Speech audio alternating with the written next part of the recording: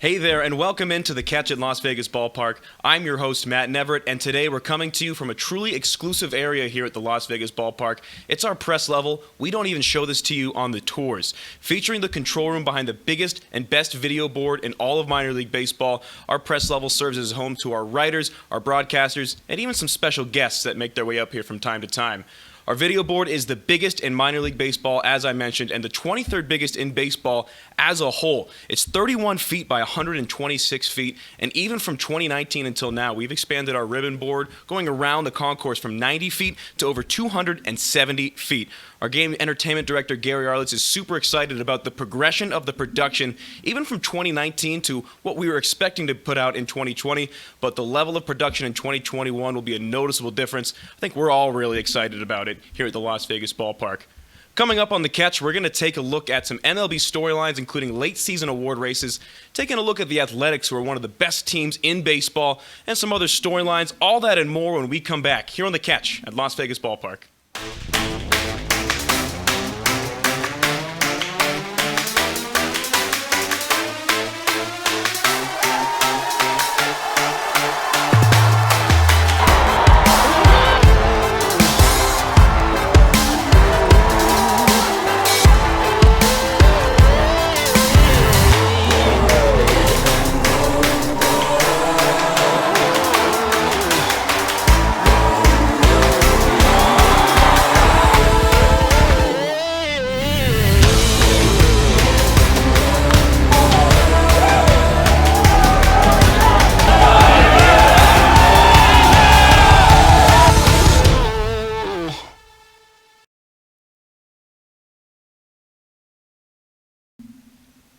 Welcome back into the Catch here at Las Vegas Ballpark. I'm your host, Matt Neverett. As the Major League season is winding down their shortened 60-game schedule, the award races in both the American and National Leagues are getting tighter than ever, with some unexpected names in the mix for both of them. We'll start with the American League MVP race. At this point, it's really a three-horse race between a usual suspect and a couple of up-and-comers. Mike Trout, obviously, a perennial leader in most offensive and even defensive categories in both the American League and in Major League Baseball as a whole. Trout, even missing a handful of games for the birth of his son, still among the American League leaders.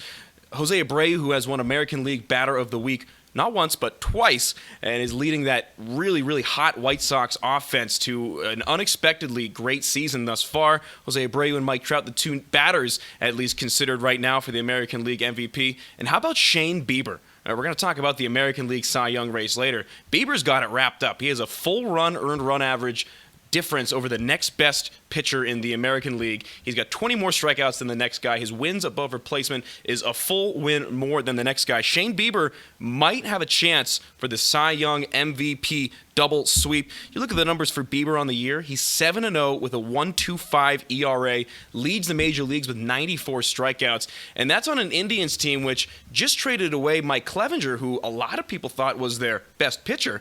Turns out it's Shane Bieber, who was the All-Star Game MVP last year. He was a guy last year who he won that MVP, and more people were focused on his last name being the same as Justin Bieber. But all of a sudden, this is a guy who has turned into the best pitcher in Major League Baseball by far. The bona fide winner of the Cy Young already. May as well start printing the award with his name on it. But he has a legitimate chance to go Cy Young and MVP, which in a shortened season, you would think would have less of a chance of happening just because of the number of innings tossed by a starting pitcher. But Shane Bieber, a legitimate chance to win both the Cy Young and the MVP in the American League. Also, Mike Trout and Jose Abreu in consideration as well. Now moving over to the National League, this one is close as well with another three-horse race. You got Mookie Betts, who, like Mike Trout, is a perennial MVP candidate. Betts has a chance to win the MVP in both leagues, which has only been done once. Frank Robinson, the only other player to win MVP in both the American League and the National League. Betts has a chance to win his second Most Valuable Player award in 3 years in that outstanding Dodgers outfield, which that Dodgers team is going to go far in the playoffs. More on that in a little bit. Fernando Tatis Jr., the sensation, with 15 home runs and 39 RBIs at the time of this recording, leads Major League Baseball in both of those categories. And much like the White Sox and Jose Abreu in the American League, Fernando Tatis, along with Manny Machado, are both really spearheading this Padres team, which acquired the aforementioned Mike Clevenger at the trade deadline. And all of a sudden, the Padres, with the third best betting odds to win the National League, they really came out of nowhere to start the season. They were really kind of scuffling, and then all of a sudden, Tatis starts tearing the cover off the baseball. Machado follows suit, and all of a sudden, you got both of those guys, at least Machado with an outside chance, but Tatis with a real opportunity to take home the National League MVP. And Ian Happ, who is with the Chicago Cubs. We saw him here at the Las Vegas Ballpark during our big league weekend back in March. Happ leads Major League Baseball in on-base plus slugging. It's over 1,000. His OPS is better than Mookie. It's better than Trout. It's better than Tatis. Ian Happ, if you consider OPS a very valuable stat like I do, is the best hitter in Major League Baseball as of right now. Whether or not that holds up on a Cubs team that has a lot of other offensive stars, we'll see. But Ian Happ right now, again, leads Major League Baseball in on-base plus slugging percentage and has an outside shot along with Manny Machado in that National League MVP. I think it's Betts and Tatis, if you were to ask me, the top two guys in the National League for consideration for the MVP. We already talked about the AL Cy Young. It's Shane Bieber. Like I said, start printing his name on that American League Cy Young Award trophy. The National League, a little bit more cloudy, the picture for the Cy Young Award. You got two familiar names, including Jacob deGrom, former Las Vegas 51, looking for his third straight Cy Young. He's going for the three-peat. Yu Darvish also on the Cubs, 7-1 with a 1.44 ERA. The pitching stats in the National League this year with the designated hitter being implemented were expected to maybe dip a little bit, but guys like Darvish and deGrom have really picked up the slack. Again, Darvish 7-1 with a 1.44 ERA. His whip, walks, and hits per innings pitched under 1, it's under 0.9. It's a 0.88 whip for Yu Darvish. That's the same number as Jacob deGrom, who's 3-1 on that Mets team that doesn't necessarily give him as much offensive support as a guy like Yu Darvish. deGrom also with a 1.69 ERA, an outstanding season. In 48 innings, he struck out 70 and walked 11 as of the time of this recording. And the real outside name, which coming into this year was a guy that nobody had heard of. He had bounced around from the Marlins organization over to the Diamondbacks, Zach Gallen, who had his streak broken. He started his big league career with 23 straight quality starts, which is 6+ innings or more tossed and 3 or less runs allowed. He did that 23 straight times to start his big league career. That streak was broken by the Giants eventually, but Gallen has really come out of nowhere to insert himself in that National League Cy Young Award race. Again, 23 straight quality starts to begin your career. Not a bad way to endear yourself to those fans out in Arizona. Moving on to the Oakland Athletics, the Las Vegas Aviators big league affiliate. They're one of the best teams in Major League Baseball as of right now, leading in the American League West with a 24-14 record. As of right now, again, 4.5 games up on the Astros for the lead in the American League West. Both ESPN and MLB.com have the Athletics ranked as their number 3 team in their power rankings that get updated every week. And they've had a solid grip on that number 3 spot, both behind the Dodgers and the Rays in each poll. ESPN in their playoff percentages gives the A's a 99.8% chance to make the playoffs as of right now. So while it's not a 100% guarantee, it's looking pretty darn close. The Athletics, again, leading the American League West by 4.5 games. And with the new playoff format this year with 8 teams in, the Athletics, like we said, more or less in the playoffs right now. So the focus starts to turn to what they're going to do with a guy like Mike Minor, who's getting set to make his first start with the Athletics, his second appearance coming up here on this holiday weekend.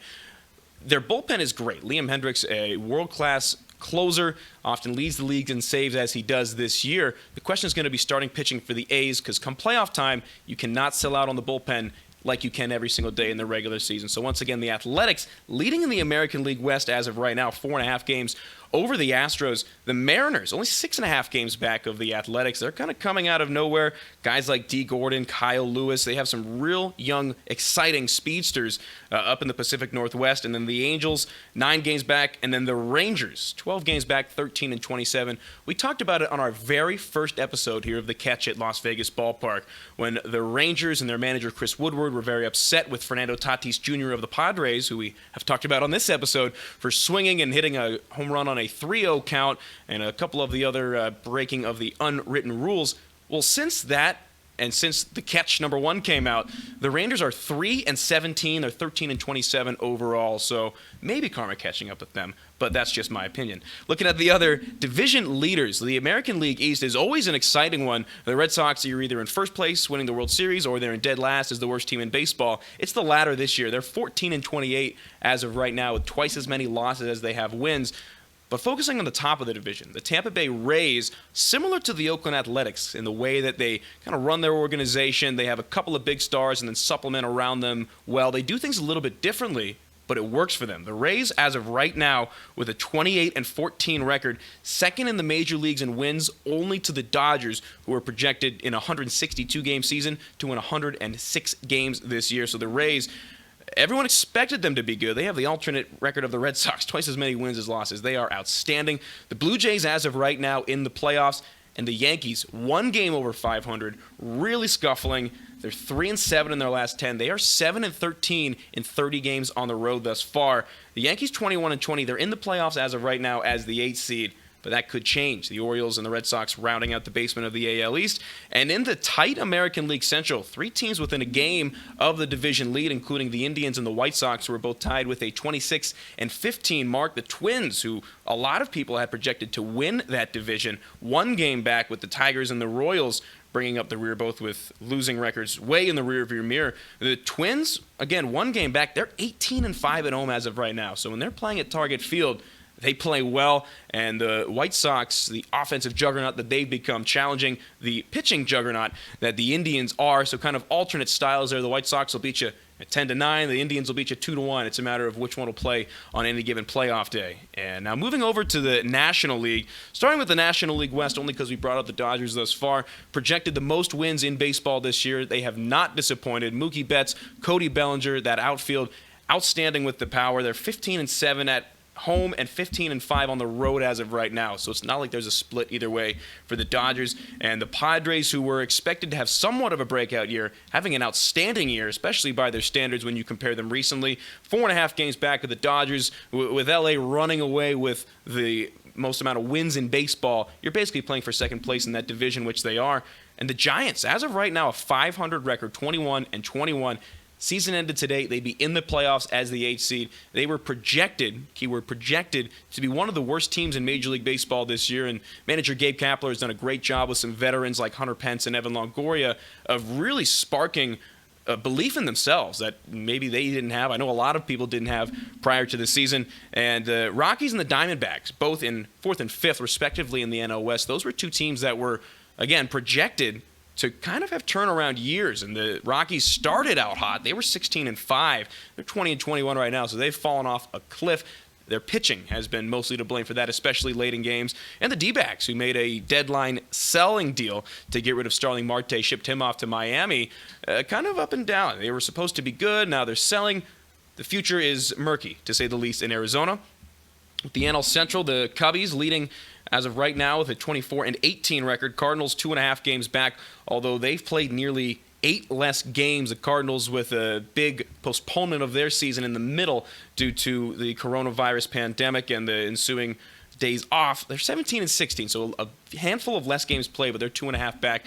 The Brewers, 4.5 games back. They're fighting with the Reds and the Pirates bringing up the rear. And the Reds, a team like Colorado, where they were supposed to be pretty good. They were on the up and up, had acquired a couple of players in this offseason, and the results just not there. Again, the Reds and the Pirates, both 4th and 5th, respectively, in the NL Central. And finally, the National League East, which in recent years has been one of the tightest contested divisions, really, in all of baseball. It's been everybody but the Marlins in the past. This year, the Marlins, even with the similar situation to the Cardinals, they had a handful of games off. They're 18-18. They're a 500 team right now, currently sitting in 3rd place in the National League East. It's the Braves. They're 24-17 on top of the National League East. I think that's the team that a lot of people had projected and thought would win that division at the beginning of the year. The Phillies had a bit of a downswing in the middle part of the year. They're 20-17 right now, 7-3 in their last 10. The Phillies also 12-3 in their last 15. They have been hot as of late. Bryce Harper starting to play center field. The Las Vegas product, obviously played catcher in high school and at CSN, and then drafted as an outfielder. played predominantly right field, has done some DHing this year with the National League implementing the DH, and made his first career start in center field over the Labor Day weekend. So Bryce Harper kind of moving around. He's got some varied skill set for sure. Again, the Marlins 500, 18-18 as of the time of this recording, even with all that they've been through, and they've got a lot of exciting young prospects coming up through the ranks, including the infielder Jazz Chisholm, the pride of the Bahamas, who made his big league debut 2 weeks ago and has already made a couple of web gem catches that I'm sure you could find on Twitter. The Mets and the Nationals, who, again, two teams that people thought were going to have a decent season, especially the Nationals, the defending World Series champions. 10 games under 500 as of right now, 8.5 back in the division. All is not well in Washington, and the Braves taking advantage of the turmoil in both New York and our nation's capital in Washington, D.C., and a couple of other storylines, including one featuring a prominent Brave. Many consider Freddie Freeman, if not Ronald Acuna, to be the best hitter on the Bravos. But one thing that Freddie Freeman had not done until this past week over his 10-year Major League Baseball career was hit a grand slam. He had 104 at-bats with the bases loaded, without a home run up to this point over 10 years. 5,882 plate appearances before his grand slam, ranks 5th among all active players.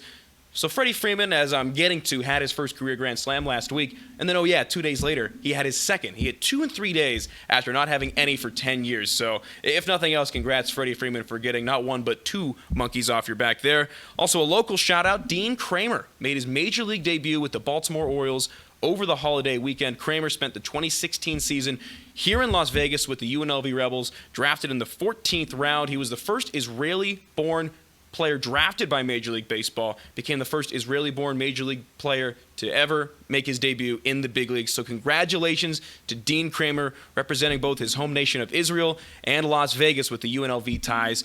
And lastly, would be remiss if we did not give a shout-out and a big rest in peace to Hall of Fame speedster Lou Brock, who passed away.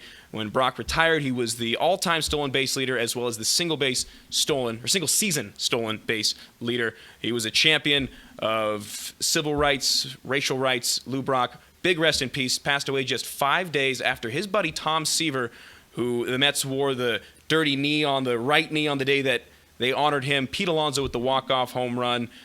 The Cardinals won on the day honoring Lou Brock. It was a good thing all around. And one interesting note to tie Seaver and Brock together. Over their Hall of Fame careers, Seaver faced no batter more than Brock. Brock faced no pitcher more than Seaver. They became good friends after their playing career and passed on within 5 days of each other. So rest in peace to both Tom Seaver and Lou Brock, both Hall of Famers. Once again, rest in peace. When we come back to the Catch at Las Vegas Ballpark, we'll take a look at some events that we have coming up, and we'll get you set up for next week. Don't go anywhere.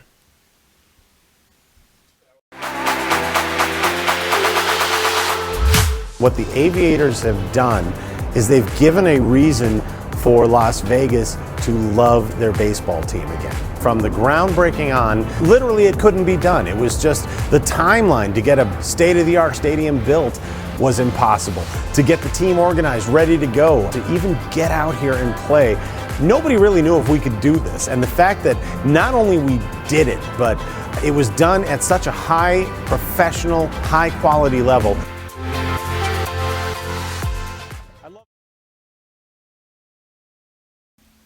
Thanks for tuning in to another episode of The Catch here at Las Vegas Ballpark.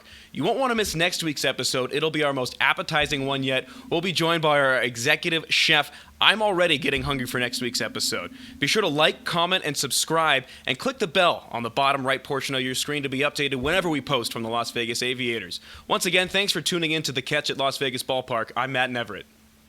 The jersey nights are awesome because if they're real, authentic, unbutton it jerseys, it's great that they're taking care of their fans and doing it for them, just showing respect to them so they can show support back. Being a Las Vegas Aviator fan, it's great because you kind of have a family gathering that people can bring their kids to and enjoy a day at the field. It's definitely a magical experience. Woo! Go Aviators! We're here at the Las Vegas Aviators Stadium getting our free backpacks this evening. Come on down here and join us for that W. Go Aviators!